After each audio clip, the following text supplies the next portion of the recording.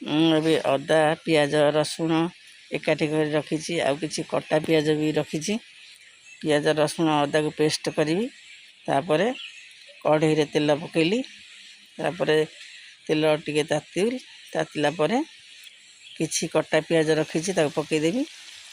ତାପରେ ପିଆଜକୁ ଟିକେ ଏପଟ ସେପଟ ଘାଣ୍ଟିକି ଲାଲ ହେବା ପର୍ଯ୍ୟନ୍ତ ଘାଣ୍ଟିବି।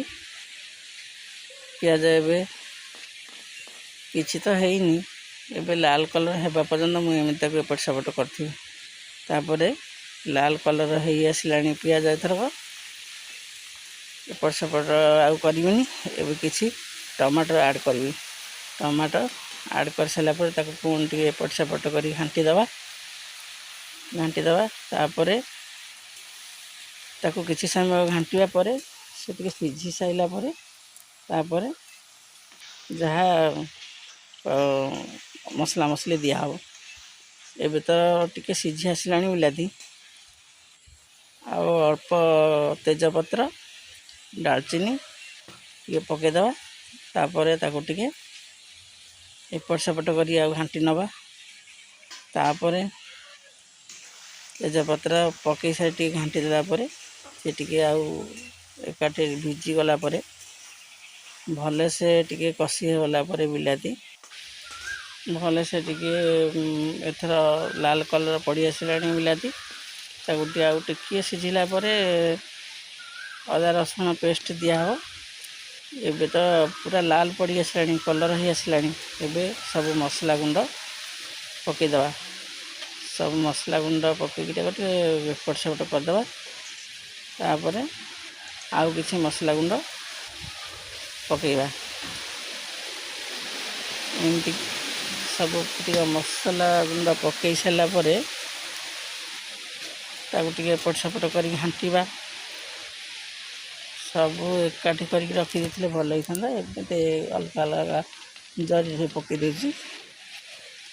ଆପଣମାନେ ଏ ଭିଡ଼ିଓ ଟିକେ ଦେଖିବେ, ଲାଇକ୍ କମେଣ୍ଟ ସେୟାର କରିବେ। ଆପଣମାନେ ଚାହିଁଲେ ମୁଁ ଆଗକୁ ଯାଇପାରିବି, ଆଗେଇ ପାରିବି।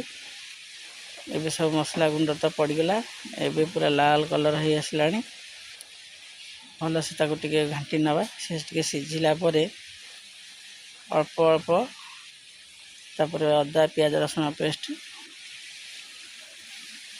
ତାକୁ ଦେଇକି ଆଉ ଟିକେ ତାକୁ ଘାଣ୍ଟି ନେବା। ଭଲସେ ତାକୁ ଏକର ସେକର କରି ଘାଣ୍ଟିଲେ ଭଲ କି ମସଲା ସିଝିବ। ସିଝି ସାରିଲା ପର୍ଯ୍ୟନ୍ତ ତାକୁ ଏପଟ ସେପଟ କରି ଘାଣ୍ଟିବାକୁ ହିଁ ପଡ଼ିବ। ଆପଣମାନେ ଏବେ ସ୍ୱାଦ ଅନୁସାରେ ଲୁଣ ଦିଆହେଲା। ଏ ଭିଡ଼ିଓ ଟିକେ ଆପଣମାନେ ଦେଖନ୍ତୁ, ଲାଇକ୍ କମେଣ୍ଟ ସେୟାର କରନ୍ତୁ। ଏବେ ମସଲା ତ ପୁରା ଏପଟ ସେପଟ ହେଇକି ଘଣ୍ଟା ଚାଲିଛି। ଟିକେ ମସଲା ସିଝି ଆସିଲା ପରେ ତାକୁ ଆଉ ଟିକେ ପାଣି ଦେଇଦେବା। ପାଣି ଟିକେ ଦେଇକି ଆଉ ଏପଟ ସେପଟ କରିକି ଆଉ ଟିକେ ତାକୁ ଘାଣ୍ଟି ନେବା। ଭଲସେ ଘାଣ୍ଟି ନେବା। ଘାଣ୍ଟି ଏଇ ପାଣି ତ ଏବେ ତ ଘଣ୍ଟା ଚାଲିଛି। ଏବେ ତ ପାଣି ଶୁଖିନି। ଏବେ ଶୁଖିଗଲାଣି ପାଣି। ତା ସ୍ୱାଦ ଅନୁସାରେ ଲୁଣ ଦେଇଦେବା।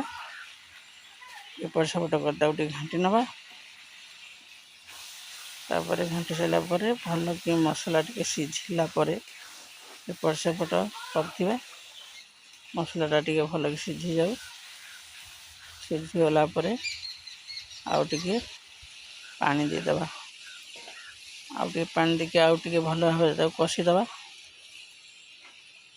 ଆଉ ଟିକେ ଭଲ ଭାବରେ ତାକୁ କଷିଦେଲେ ମସଲାଟା ଟିକେ ଲାଲ କଲର୍ ଦେଖାଯିବ। ଆଉ ଟିକେ ଲୁଣ ଦେଇଦେବା। ଏବେ ତ ପାଣି ଶୁଖିଗଲାଣି। ଏଥିରୁ ମସଲା ବି କଷି ହେଇଗଲାଣି। ଭଲସେ କଷି ହେଇଗଲାଣି ମସଲା। ନା ଆଉ ଟିକେ ହେବ ଲାଲ କଲର୍ ଦେଖାଗଲାଣି। ମସଲାଟା ସିଝିଗଲାଣି। ଏବେ ତ ପୁରା କଷି ହେଇଗଲାଣି। ଆପଣମାନେ ଦେଖନ୍ତୁ ଏ ରେସିପିଟି କେମିତି ଲାଗୁଛି ମୋତେ କମେଣ୍ଟ ବକ୍ସରେ ଜଣାନ୍ତୁ। ଲାଇକ୍ କମେଣ୍ଟ ସେୟାର ସବସ୍କ୍ରାଇବ୍ କରନ୍ତୁ। ମସଲା କଷିଗଲା। ମୁଁ ଏବେ ଚିକେନ୍ ପକାଇଲି। ଚିକେନ୍ ପକାଇ ସାରି ତାକୁ ପୁଣି ଟିକେ ଏପଟ ସେପଟ କରିଦେବା। ଭଲ କି ଟିକେ କଷି ନେବା ତାକୁ। ଭଲ ଭାବେ ଚିକେନକୁ କଷିଦେବା। ଏ ତ ଏଇନାକେ ହେବନି, ତାକୁ ଟିକେ ଭଲସେ ଏପଟ ସେପଟ ନ କଲେ ତଳ ଲାଗିଯିବ।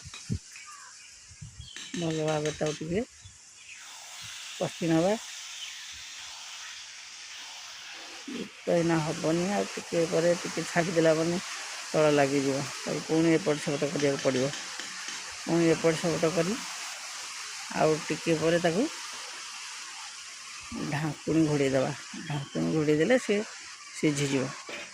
ତାପରେ ତାକୁ ଟିକେ ପୁଣି କାଢ଼ିଦେବା। ପୁଣି ଟିକେ ଏପଟ ସେପଟ କରିବା, ନ ତଳ ଲାଗିଯିବ। ପୁଣି ଏପଟ ସେପଟ ନ କଲେ ତଳ ଲାଗିଯିବ, ଯାଇକି ପୋଡ଼ାଳିଆ ବାସ୍ନା ହେବ। ତେଣୁକରି ପୁଣି ତାକୁ ଏପଟ ସେପଟ କରିଦେବା। ଏମିତି ଘାଣ୍ଟି ତାକୁ ଭଲସେ କଷି ହେବା ପର୍ଯ୍ୟନ୍ତ ତାକୁ ଏମିତି ଘାଣ୍ଟୁଦେବା, ନହେଲେ ତଳ ଲାଗିଯିବ। ପୁଣି ଆପଣମାନେ ଦେଖନ୍ତୁ, ଏବେ ତ ଚିକେନରୁ ସବୁ ପାଣି ଶୁଖିଲା ହେଇଗଲାଣି। ତାକୁ ଆଉ ଟିକେ ଏପଟ ସେପଟ କରିଦେବା। ଟିକେ କାଟି କରିକି ତାକୁ ରଖିଦେବା କିଛି ସମୟ, ଆଉ ଟିକେ ପାଣି ଦେଇଦେବା। ପାଣି ଦେଇକି ଆଉ ଟିକେ ଏପଟ ସେପଟ କରି ଘାଣ୍ଟି ନେବା। ପୁଣି ତାକୁ ଘାଣ୍ଟି ସାରିଲା ପରେ ଭଲସେ ଘାଣ୍ଟି ଦେଲେ, ଭଲସେ ଘାଣ୍ଟି ନେବା। ଭଲସେ ଘାଣ୍ଟି ନେଇକି ତାକୁ କିଛି ସମୟ ଫୁଟିଗଲାଣି। ଏବେ ଚିକେନ ଅଧା ଅଧି ତ ରେଡ଼ି ହେଇଗଲାଣି। ଏଥର ପୁରା ଚିକେନ ଝୋଳ ରେଡ଼ି। ଆପଣମାନେ ଦେଖନ୍ତୁ, ଏଥର ଚିକେନ ଝୋଳ ହେଇଗଲା।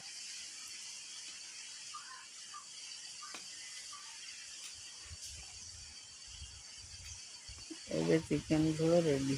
ଏବେ ତ ଆମର ବିରିୟାନୀ ଚାଉଳ ଭାତ ଆଉ ଚିକେନ ଝୋଳ ରେଡ଼ି ହେଇଗଲା।